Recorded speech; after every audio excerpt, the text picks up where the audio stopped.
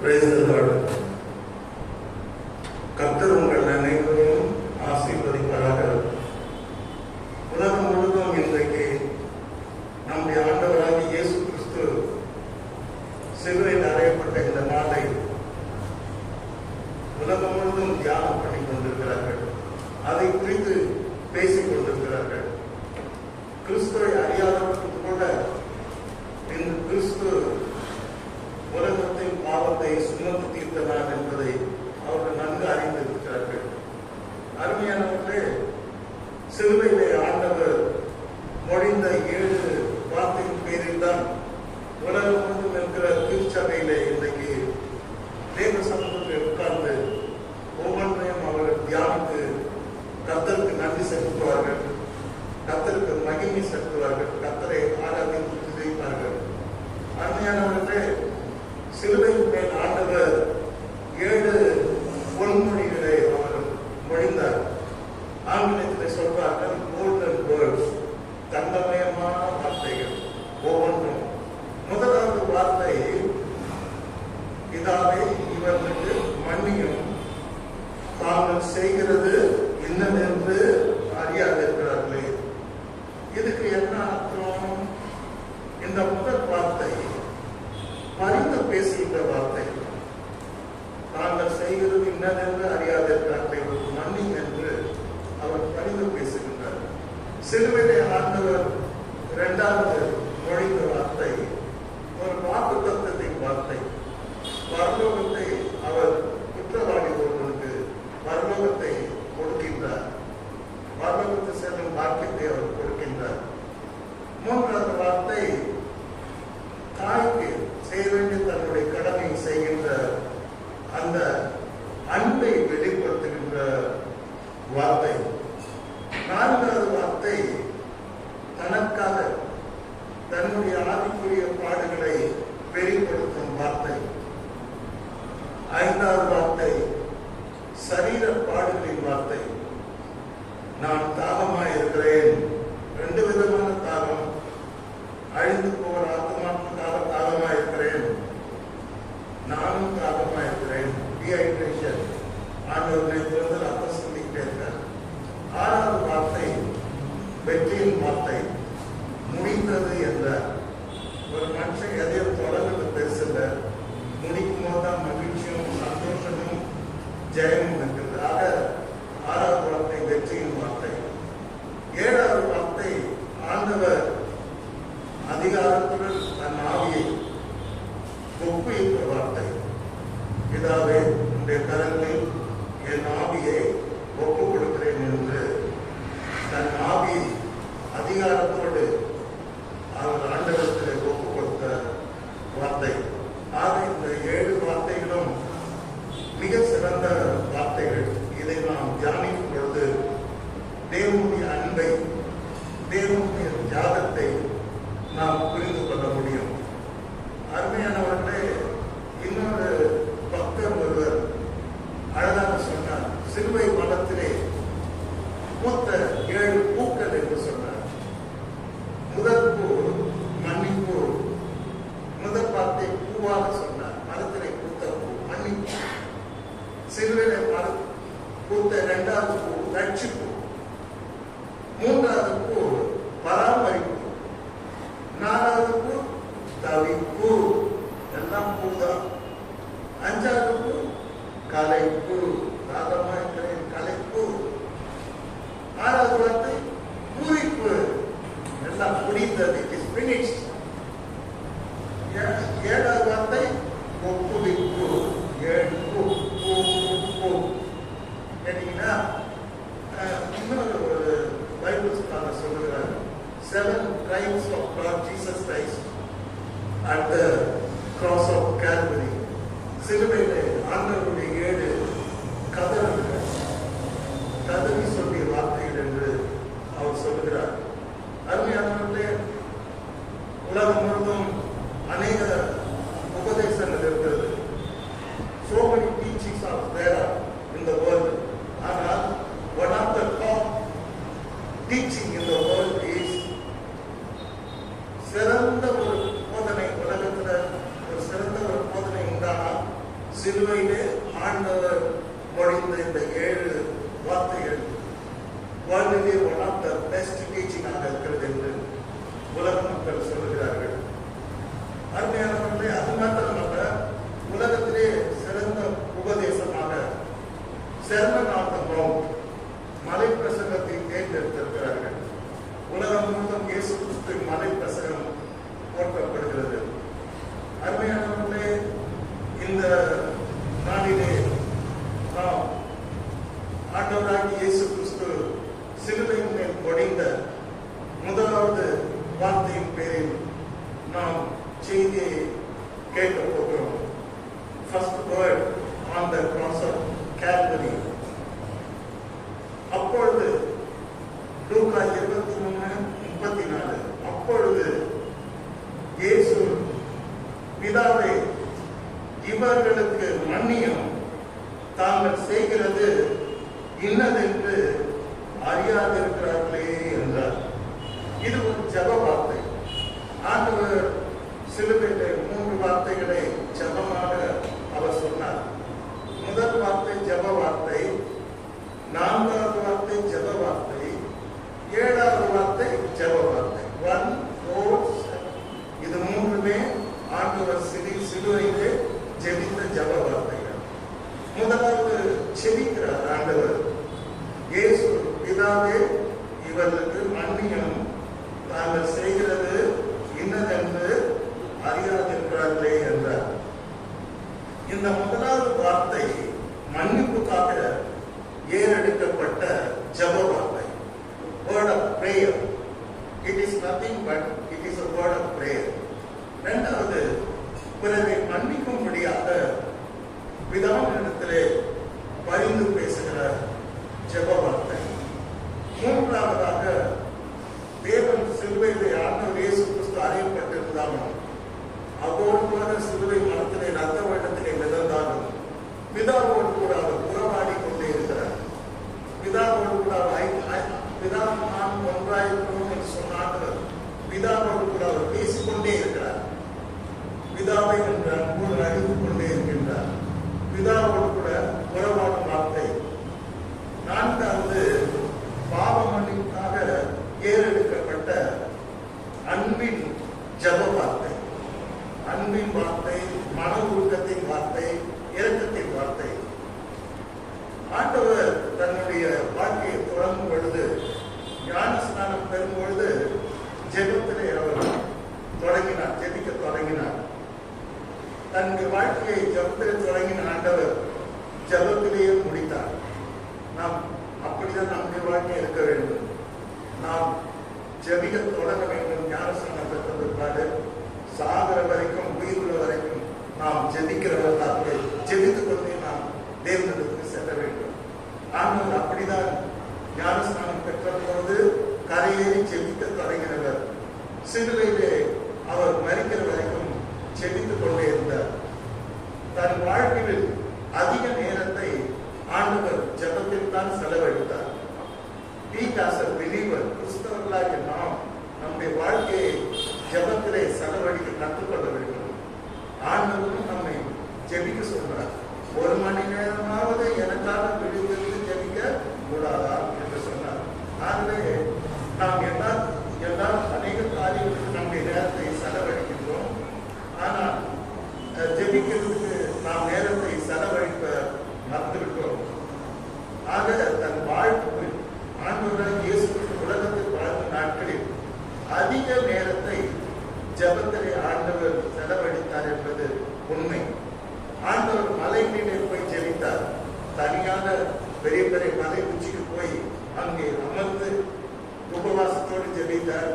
உபவாசம் இல்லாமல் ஜெபித்தார். கெத்செமனே தோட்டத்துக்கு அடிக்கடி போன ஆண்டவருக்கு வேதம் சொல்லுகிறது. எதற்கு போனார்? அங்கே போய் பிதாவோடு உறவாட போனார், ஜெபிக்க போனார்.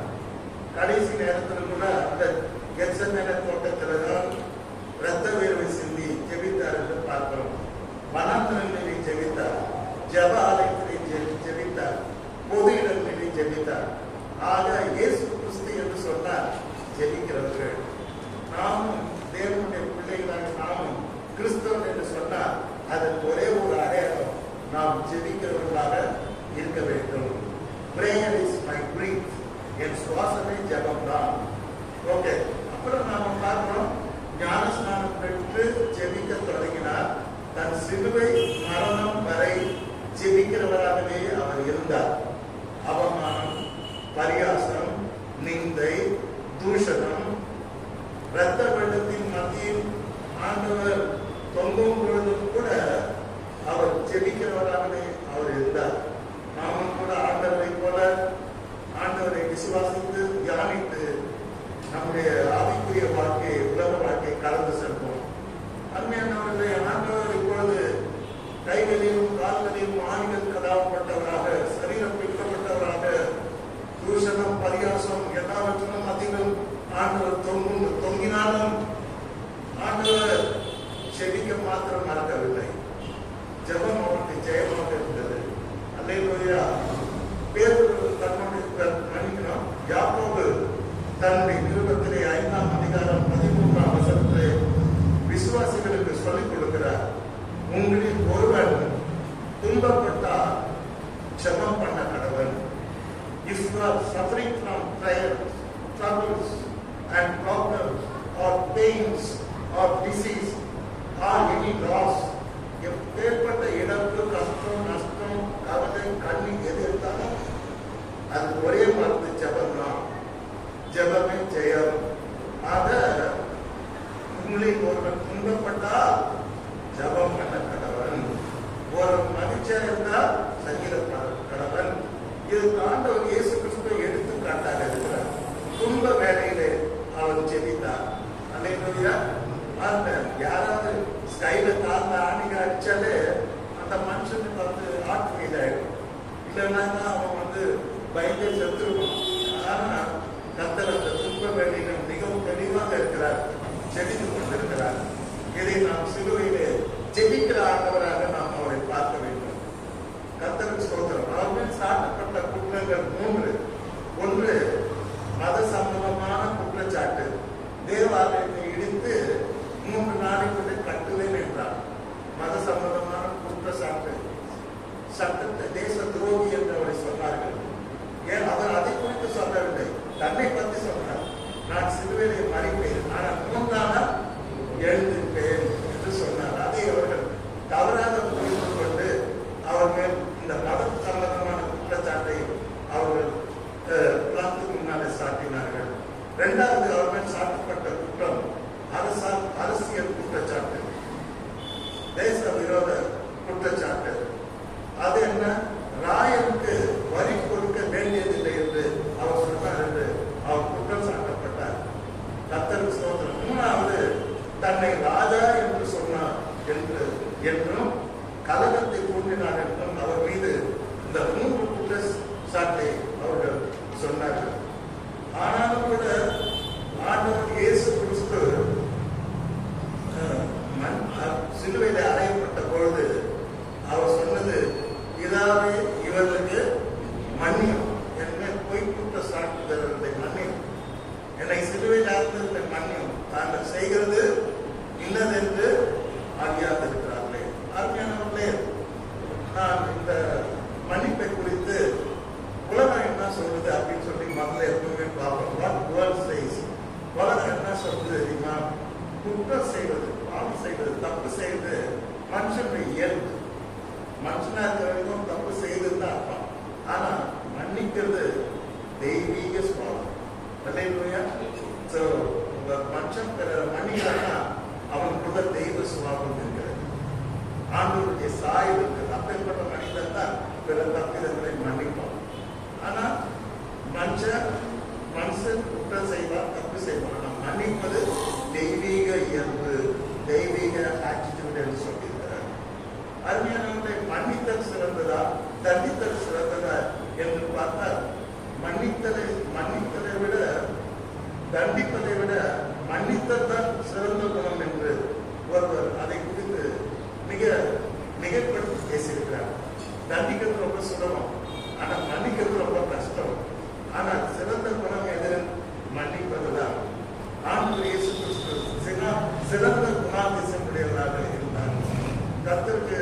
ஸ்தோத்திரம்.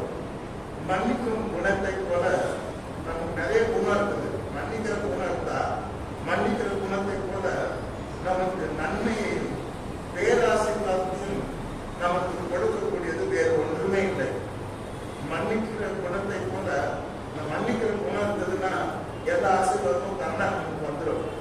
ரெண்டாவது, நமக்கு மன்னிக்கிற சுவாபம் தான் எல்லா நன்மையும் நமக்கு கிடைக்கும். அதை விட ஆசீர்வாதம் ஒன்றுமே இல்லை. It's a good character. Good character brings good blessings. நல்ல நடத்தைகள், நல்ல சுவாபம் நமக்கு நல்ல ஆசீர்வாதத்தை கொண்டு வருகிறது. கர்த்தருடைய பரிசுத்த நாமத்துக்கு ஸ்தோத்திரம். மகாத்மா காந்தி சொன்னார், அவர் நிறைய படித்தவர். அவர் சொன்னார், பலவீனமான மனிதர்கள் மன்னிக்க மாட்டார்கள், ஆனால் பலசாலிகள் மன்னிப்பார்கள். நான் மன்னிக்கிறேன்னு சொன்னா நான் பலசாலி. உங்களை என்னால் மன்னிக்க முடியுதுன்னு வச்சுக்கிட்டேன், நான் weakest person. Hallelujah, hallelujah. Those who are forgiving, they are handsome, they are healthy. கர்த்தருடைய பரிசுத்த நாமத்துக்கு மகிமை உண்டாக. உங்களுக்கு ஒரு வசனம் நான் சொல்ல விரும்புகிறேன். நீங்கன்னா அதை கமல்ராஸ் பண்ணிக்க மாட்டேன்னு நினைக்கிறேன். நீதிமொழிகள் 19ஆம் அதிகாரம் 11வது வசனத்திலே, மனுஷருடைய விவேகம் அவன் கோபத்தை அடக்கும், குற்றத்தை மன்னிப்பது அவனுக்கு மகிமை என்று சொன்னார். அல்லேலூயா. குற்றத்தை மன்னிப்பது அவனுக்கு மகிமை. What is the personality? What is the handsomeness? What is the beauty? எது அழகு? எது யார் ஆனாடு, யார் அழகி அப்படின்னா யார் ஒருத்தர் மன்னிக்கிறாங்க அவன் அழகா இருக்கிறாங்க. அல்லேலூயா. Jesus is handsome at the cross of Calvary because he is paying for others' sins. மற்றவருடைய குற்றத்துக்காக மன்னிக்கடி செல்கிறார். His handsome personality is a great hero. Nobody can be compared with Jesus. யாரையும் அவர் கூட கம்பேர் பண்ணி பார்க்க முடியாது. சத்குருன்னு ஒரு சாமியார் இருக்கார், இந்து சாமியார். அவர்கிட்ட விழா நடத்தினார்னா போகாத சினிமா நடிகர் கிடையாது, போகாத சினிமா நடிகைகள் கிடையாது, அவர்கிட்ட போகாத தொழிலதிபர் கிடையாது, அவர்கிட்ட போகாத சினிமா துறையை சார்ந்த பின்னணி பாடகர்கள் கிடையாது, இசைக்கலைஞர் கிடையாது. அத்தனை பேரும் போவாங்க. 6 லட்சம். அவர் ஒரு நாள் என்ன தெரியுமா சொன்னாரு, ஆண்டவர் இயேசு கிறிஸ்துவை எதுக்காக நம்ம வர்ஷிப் பண்ணணும் உங்களுக்கு தெரியுமா? ஆனா அவரு இயேசு கிறிஸ்து அதை கேட்டுக்கொண்டவங்க தெரியாது. ஆனா ரொம்ப அழகா சொன்னார் அந்த சத்குரு சாமியார். அவர் சொல்றார், இயேசு கிறிஸ்துவை நாம் ஏன் மறக்க வேண்டும்? அவர் உலகத்துல மனிதனாக வாழ்ந்தாரு, மிருகத்தனமான மனிதர்கள் வாழ்ந்த நாட்கள் அவர் வாழ்ந்தாரு. துரோகிகள், குற்றவாளிகள், கிரிமினல்ஸ் மத்தியில் அவர் வாழ்ந்தாரு. ஆனா கூட எல்லா மனுஷரை விட வித்தியாசமான ஒரு மனிதராக வாழ்ந்தாரு. எந்த மனிதனும் அவரை ரீச் பண்ண முடியாது. ஏன்னா சிலுவையில பார்க்க தன்னை சிலுவையில் அறைந்த அந்த கொடூரமான துஷ்ட மனிதர்கள், துரோகிகளுக்காக அவர் ஜெபம் பண்ணாரு. ஆகவே ஒரு மனிதர் அல்ல, மனித தெய்வம், மனுஷருக்கு அப்பாற்பட்ட ஒரு பர்சனாலிட்டி. நாம் அவர் வர்ஷிப் பண்ணணும்னு அப்படியே அவர் பேட்டியில கொடுத்துருந்தார். நான் பார்த்து ரொம்ப ஆச்சரியப்பட்டேன். அதை உடனே நான் நோட் பண்ணி வச்சுக்கேன். ஆகவே சார் பார்த்தா நீ ஹேண்ட்ஸமா, மூக்கு பூரா இருந்தா நீ ஹேண்ட்ஸமா, நீ பலசா நல்ல ஹேண்ட்ஸமோ. ஒரு நல்ல ஒரு ஹேண்ட்ஸம் பர்சனாலிட்டி யாருன்னாக்கா வேதம் சொல்லுகிறது, நீதிமொழிகள் 19:14, குற்றத்தை மன்னிப்பது அவனுக்கு மகிமை. The glorious personality, handsome personality யாருன்னா மன்னிக்கலாம். ஓகே, மன்னிச்சது போங்க அப்படின்னு சொல்றோம். அது வந்து பைபிள் நான் படிச்சு ரொம்ப சந்தோஷப்பட்டேன். கர்த்தர் நம்ம எப்பொழுதும் மன்னிக்கிறவர், மறுவாழ்வளிக்கிறவர். அல்லேலூயா. எப்போ மன்னிக்கிறார், அது கவலைப்படாதீங்க, சந்தேகமே கூடாது. கர்த்தர் நம்மை மன்னிக்கிறவர், புது வாழ்வு அளிக்கிறவர். ரெண்டாவது, கர்த்தர் மன்னித்தவர், மன்னிச்சு காட்டினார். அந்த கல்ல அடிக்கணும்னு சொன்ன கிறிஸ்துக்கு மன்னித்தார். மற்றவங்க செய்த அனைத்து பாவங்களுக்கு திவ்யபாதக்காரனை பார்த்து பாவம் மன்னிப்பு படிக்கிறதுக்கு ஓடுங்க சுகமாச்சார். ஸோ கர்த்தர் நம்மை மன்னிக்கிறவர், கர்த்தர் நம்மை மன்னித்தவர், மன திரும்ப செய்தவர். மூன்றாவது, கர்த்தர் நம்மை மன்னிக்கிறவர், மன்னிக்க சொன்னவர். அல்லேலூயா. மன்னித்தவர் நம்மளை மன்னிச்சுட்டாரு. ஆனா நமக்கு என்ன சொல்லி கொடுத்துருக்காரு? நீங்கள் பிறர் தப்பிதங்களை என்ன பண்ணுங்க? மன்னிங்க.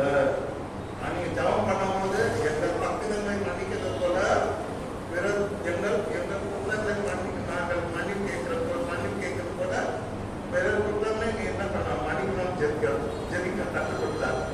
ஓகே, நான் மத்திய 6:14-15 படிக்கும் போது ஆண்டவர் சொல்றாரு, மனுஷருடைய தப்பிதங்களை, உங்களோட வாழ்கின்ற மனுஷருடைய தப்பிதங்களை நீங்கள் அவருக்கு மன்னித்தால் உங்கள் பரமபிதா உங்களுக்கு மன்னிப்பார். அல்லேலூயா. அந்த ரெஸ்ட்ரிக்ஷன் போடுறார், மன்னித்தால் மன்னிப்புன்றார். மனுஷருடைய தப்பிதங்களை நீங்கள் அவருக்கு மன்னித்தால் உங்கள் பரமபிதா உங்களுக்கு என்ன பண்றாரு? மன்னிப்பா. If you forgive, the Lord will forgive. மனுஷனுடைய தப்பிதங்களை நீங்கள் அவருக்கு மன்னியாதிருந்தால் உங்கள் பிதா உங்கள் தப்பிதங்களையும் மன்னியாதிருப்பார். அல்லேலூயா. If you don't forgive, the Lord will not forgive your sins. நீ பிற தப்பிதம் மன்னினா உனக்கு மன்னிக்க மாட்டார். ஆகவே மன்னிப்பை கொடுப்பதினால் நாம் மன்னிப்பை பெற்றுக் கொள்கிறோம். அல்லேலூயா. இந்த விஷயத்தை நீங்க கூர்ந்து கவனிக்கணும். எபேசியர் 4:32 ரொம்ப நல்ல வசனம். திருச்சபைக்கு பவுல் சொல்லிக் கொடுக்கிறார் இயேசுவின் உபதேசத்தை. ஒருவருக்கொருவர் தயவாயும் மன உருக்கமாயும் இருந்து கிறிஸ்துவுக்குள் தேவன் உங்களுக்கு மன்னித்தது போல நீங்களும் ஒருவருக்கொருவர் என்ன பண்ணுங்க? மன்னிங்க. தேவன் மன்னித்தது போல மன்னிங்க. நல்லா கவனிக்கணும். தேவன் மன்னித்தது போல. தேவன் நம்ம என்ன பண்றாரு? மன்னிச்சத பாட்டு பாடுறோம் இல்லையா? என்ன ஆனந்தம், என்ன ஆனந்தம் சொல்லக்கூடாது. மன்னன் கிறிஸ்து என் பாவத்தை எல்லாம் மன்னித்து விட்டாரே. பெஸ்ட் பாட்டுங்க. அந்த பாட்டியை எடுத்து மனுஷனுடைய தப்பிதங்களை நீங்கள் அவர்களுக்கு மன்னியாதிருந்தால் உங்கள் பிதா உங்கள் தப்பிதங்களையும் மன்னியாதிருப்பார். ஒருவருக்கொருவர் தயவாயும் மனமுருக்கமாய் இருந்து கிறிஸ்துவுக்குள் தேவன் உங்களுக்கு மன்னித்தது போல நீங்கள் ஒருவருக்கொருவர் என்ன பண்ணுங்க? மன்னிங்க. நம்ம தப்பு எவ்வளவு பண்ணோம், மன்னிச்சாரு. சரி, நாம என்ன பண்ணலாம்? மன்னிச்சிருக்காங்க. முடிவு வாங்க. சும்மா சண்டை போட்டுனே இருக்காதீங்க. ரொம்ப அரையன். சில பேர் எண்ட்லெஸ் ஃபைட் பண்ணுவாங்க. முடியாது. கிறிஸ்தாவே கிடையாது. போய்தான் பண்ணோம்னா பைபிளை தூக்கக்கூடாது. அல்லேலூயா. என்ன கேட்டா அவன் கையிலிருந்து பைபிளை பிடிக்கணும். Hallelujah. What for you are carrying Bible? Bible சொல்லிக் கொடுக்கறதுல கிறிஸ்து மன்னித்தது போல நீங்களும் ஒருவருக்கொரு மன்னிங்க. இதுதான் கிறிஸ்டியானிட்டி. புரியுதாமா? அந்நிய பாஷை பேசுறதோ, குதிக்கிறதோ, டான்ஸ் ஆடுறதோ, இல்ல தீர்க்க தரிசனம் சொல்றதோ அதெல்லாம் கிடையாது. நம்ம பிராக்டிக்கலா கொண்டு வர கிறிஸ்டியானிட்டி. திருப்பி கொலோசியருக்கு பவுல் எழுதுகிற ஒருவரை ஒருவர் தாம்பி ஒருவர் பேரில் ஒருவருக்கு குறைபாடு உண்டானால் கிறிஸ்து உங்களுக்கு மன்னித்தது போல நீங்களும் ஒருவருக்கொருவர் மன்னிங்க. கிறிஸ்து அந்த தேவன் மன்னித்தது போல மன்னிங்க. கிறிஸ்து மன்னித்தது போல நீங்க என்ன பண்ணுங்க? மன்னிங்க. இதுக்கு எத்தனை எடுத்துக்காட்டு. யோசேப்பை குழியில தன்ன சகோதரன் அவன் கண்டுபிடிச்சிருவான். அவன் எகிப்துல கிங்கா இருப்பான். வேணா அந்த 11 பேருக்கு தூக்கு போடுற சக்தி இருக்கிறான். பண்ணல, மன்னிச்சுட்டான். மன்னிச்சு கண்டுபிடிச்சிட்டு அழுதான். அவங்களுக்கெல்லாம் வாழ்வு கொடுத்தான். துரோகம் செய்த அத்தனை பேருக்கு வாழ்வு கொடுத்தான். ஆனா நீங்க பைபிள்ல நிறைய இருக்குது. ஆனா எனக்கு சொல்றதுக்கு நேரம் இல்லை. ஆண்டவர் சொல்றாரு, நீயோ ஜபம் பண்ணும்போது ஒரு பேர் உங்களுக்கு யாதொரு குறை உண்டாயிருக்குமானா பரலோகத்தில் இருக்கிறவர்கள் பிதா உங்கள் தப்பிதங்களை மன்னிக்கும்படி அந்த குறையை அவனுக்கு மன்னியுங்கள். நீங்கள் மன்னியாதிருப்பீர்களானால் பரலோகத்தில் இருக்கிற உங்கள் பிதாவும் உங்கள் தப்பிதங்களை மன்னியாதிருப்பார் என்றார். அது நாம ஜபம் பண்ணும்போது பிற மேல நமக்கு என்ன குறை இருந்தாலும் நாம் அதை என்ன பண்ணணும்? மன்னிச்சுட்டு ஜெபிக்கணும். இல்லைன்னா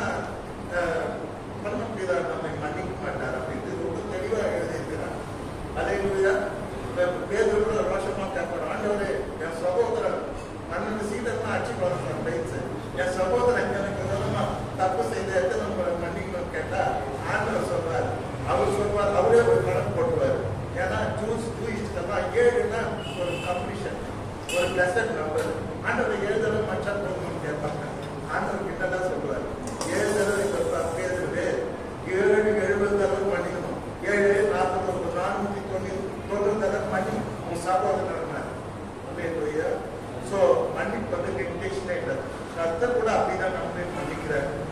ஓகே, நம்ம இப்ப கன்க்ளூஷன் பண்றதுலாம் முடிவு பண்ணலாம். இந்த முதல் வார்த்தை மன்னிப்பாக ஜெபித்த வார்த்தை. இந்த முதல் வார்த்தை பிறரை மன்னிக்கவும் மன்னித்ததை மறந்து விடவும் நம்ம அழைக்கிறது. அல்லேலூயா. நம்ம முதல் வார்த்தை என்னது? பிறரை மன்னிக்கவும் அதை மறந்துடவும் நம்ம அழைக்கிறது. வேற செய்த தப்பு தான் நம்ம நினைச்சுட்டே வச்சுக்கலாம். நம்ம வேற கூட போக மாட்டோம், அங்கேயே உட்காந்து. ஏன்னா அவ்வளவு தூரம் செய்திருக்கிறாங்க. ஆக மன்னிச்சிட்ட போது கடவுள் பார்த்துப்பாரு, கடவுள் நம்மளை ஆசீர்வதிக்கிறார். அவங்க முன்னால நம்ம உயர்த்துறாரு. அல்லேலூயா. எப்படி துரோகிங்க முன்னால எப்படி யோசேப்பை உயர்த்தினாரோ, பைபிள் ஃபுல்லா அதான். ஷாத்ராக்கா இருக்கட்டும், தானியலா இருக்கட்டும், மர்தகாயா இருக்கட்டும், இல்ல எஸ்தரா இருக்கட்டும், துரோகிங்க முன்னால் கர்த்தர் உயர்த்துவார். அதை கர்த்தர் நம்ம உயர்த்துவார். அல்லேலூயா. புரியுதா? புரியுதா? அல்லேலூயா. முதல் வார்த்தை அது நம்ம தப்புகளை மன்னிக்கவும் அதை மறந்துவிடவும் நம்மை அழைக்கிறது. அல்லேலூயா. எங்க சபையை நான் ஸ்தாபிச்ச பிரான்ச் சபையை வாழ்ந்து விடாம வாழ விடாம ரொம்ப தொந்தரவு இருந்தார். காலங்கள் பல போயிட்டு திடீர்னு நம்ம குடும்பத்தில் பெரிய பெரிய இழப்புகள், நஷ்டங்கள், சூசைட்ஸ் அதெல்லாம் நடந்தது. ஒரு நாள் என்னை பார்த்துட்டு உடனே வந்து கையை பிடிச்சி அழுதா, ஐயா நான் ரொம்ப துரோகம் செஞ்சுட்டேன் உங்களுக்கு, என்னை மன்னிச்சுடுங்க. நான் சொன்னேன் அதெல்லாம் தெரியாது, எப்போ துரோகம் செய்யுங்க, எப்போ பண்ணீங்க, என்ன பண்ணுங்க. I'm sorry, I don't know, I forgot. நீங்க தப்பா எப்போ சொல்றீங்க? இல்லையா, நான் முதல் பின்னால நிறைய துரோகம் செய்யும், நான் பார்த்து தான் மன்னிச்சேன். அப்புறம் இப்போ பார்த்தீங்கன்னா திருநெல்வேலியில் இருக்கார் அவர். மெட்ராஸ் வரும்போதுலாம் எனக்கு திருநெல்வேலி அதிர்ஷ்டம்னா ரொம்ப பிடிக்கும். அங்கேருந்து திருநெல்வேலி அதிர்ஷ்டம் பணியாரமாக எடுத்துட்டு வந்து நான் பார்த்துட்டு போவார். ஸோ நம்ம வந்து இந்த முதல் வார்த்தை செய்து தப்புகளை மன்னிக்கவும் மறந்து விடவும் நம்மை அழைக்கிறது. செய்வோமா? ஓகே ஓகே வரல, நான் கேட்க சொல்லுங்க. ஓகே பண்ணி. ரெண்டாவது வந்து நான் பிறருடைய மன்னிப்புக்காக ஜெபம் பண்ணணும்னு சொல்லி இந்த வார்த்தை நம்மை அழைக்கிறது. ஆண்டவரே மன்னிச்சிருக்கோம், ஜெபம் வேற பண்ணணும். இந்த உலக மக்களுக்காக நாம் ஜெபிக்கணும்.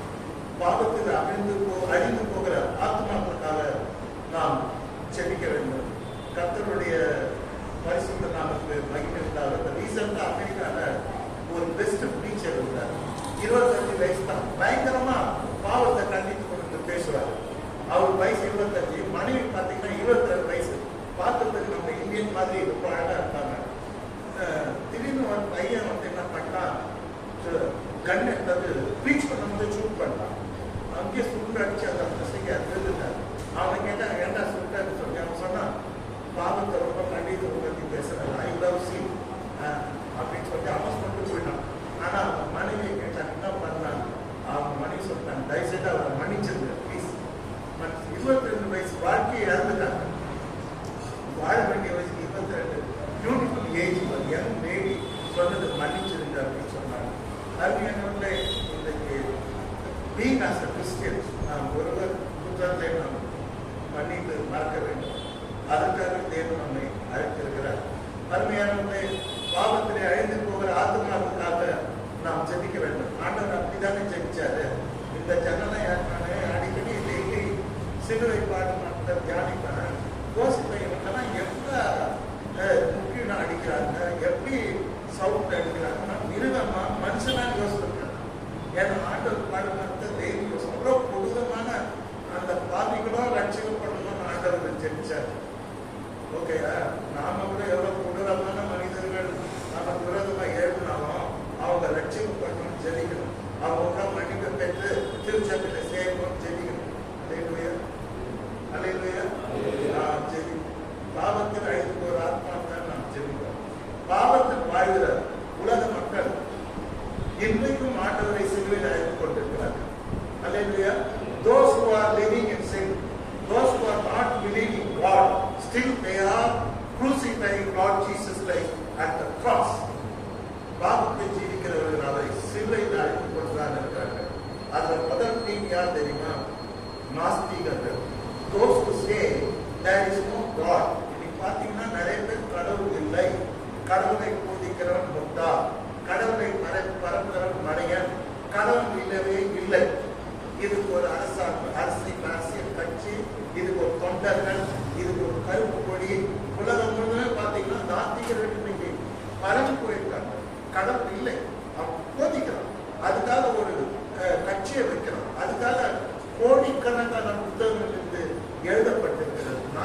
ஏடிஎஸ் பத்தி எழுதப்பட்ட புத்தகங்கள் கோடிக்கணக்கான புத்தகங்கள் ஆளுவது.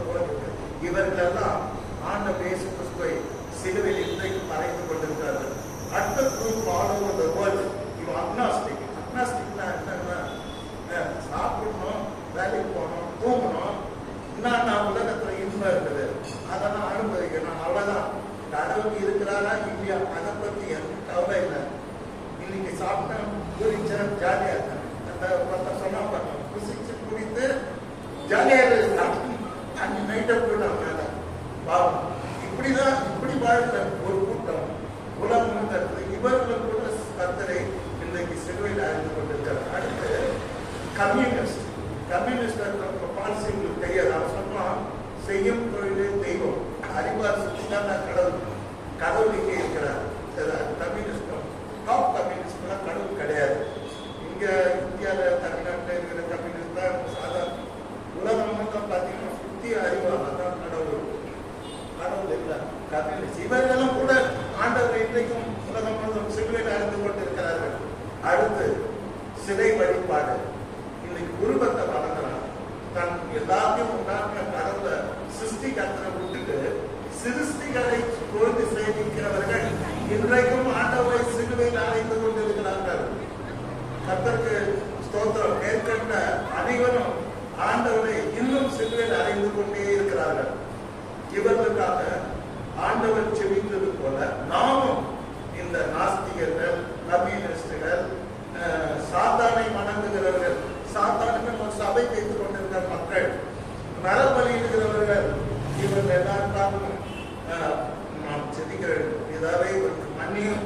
இவருடைய லட்சியம் தாங்கள் செய்கிறது இன்னதென்று அறியாதிருக்காது என்று நாம் இவர்களுக்காக ஆண்டவர் ஜெபித்தது போல நாமும் ஜெபிப்போமாக. அவர்கள் மன திரும்பமும் பாவ மன்னிப்பாக்கி ரட்சிப்பை பெற்று தேவனுடைய ராஜ்யத்திலே பிரவேசிக்கவும் நாம் அவர்களுக்காக ஜெபிப்போம். அருமையானவர்களே, தேவனிடத்திலே நாம் மன்னிப்பை பெற்றுவிட்டோம். தேவனிடத்திலே மன்னிப்பு பெற்ற நாம் அவருக்கென்று அருள் பெரும் காரியங்களை நாம் செய்ய வேண்டும். அல்லேலூயா. We have to do greater things for the Lord. William carry சொன்னாரு, கர்த்தருக்கென்று பெரிய காரியங்களை செய்யுங்கள், அவர்கிட்ட பெரிய காரியங்களை எதிர்பார்க்க. வெறும் பெரிய காரியத்தை நம்ம எதிர்பார்க்கணும், ஆனா பெரிய காரியத்தை செய்ய மாட்டோம். அவர்களுக்கு மன்னிப்பெற்றலாம், அவருக்கென்று அரும்பெரும் காரியங்களை செய்ய வேண்டும். இந்த பட்சத்துல நாம் கர்த்தருக்கென்று பெரிய காரியங்களை செய்யலாம். என்ன ஆண்டவர் என்ன மன்னிச்சாரு, என்ன சுகமாக்கினாரு, ஆசீர்வதிச்சாங்க. நம்ம தீர்மானத்தை இன்றைக்கு எடுக்க வேண்டும். அது மாத்திரமல்ல, உலகத்துல தேவனுடைய ராஜ்யத்தை நாம் நிலைநாட்ட வேண்டும். எல்லாருக்கும் பொறுப்பு இருக்கு. தேவனுடைய ராஜ்யம், கிங்டம் ஆஃப் காட், அதை நாம இந்த உலகத்தை நிலைநாட்டணும். அதுக்கு மாஸ்டர் மாத்திரம் படிச்சா போதாது, சுவிசேஷம் மாத்திரம் படிச்சா போதாது, தீர்க்க தரிசனம் மாத்திரம் படிச்சா போதாது. உலகம் முழுவதும் இருக்கிற எல்லா விசுவாசத்தையும் இன்னைக்கு எழுதி பிரகாசிக்கணும். சின்ன சின்ன வெளிச்சமா ஒன்னா சேர்ந்ததுன்னா பெரிய வெளிச்சமா மாறிடும். ஆகவே எல்லா விசுவாசிகளும் ஒரு சின்ன சின்ன ஊழியம் செய்யறாதான் பெரிய ஒரு ஊழியம் உருவாகும். நீங்க பாத்தீங்கன்னா இந்தியாவில இன்னும் நம்ம 2% தான் இருக்கிறோம். நம்ம வளர்ச்சி கிடையாது. கிறிஸ்டியன் கேட்டீங்களா? இதை பத்தி பேசினா இது ஒரு பெரிய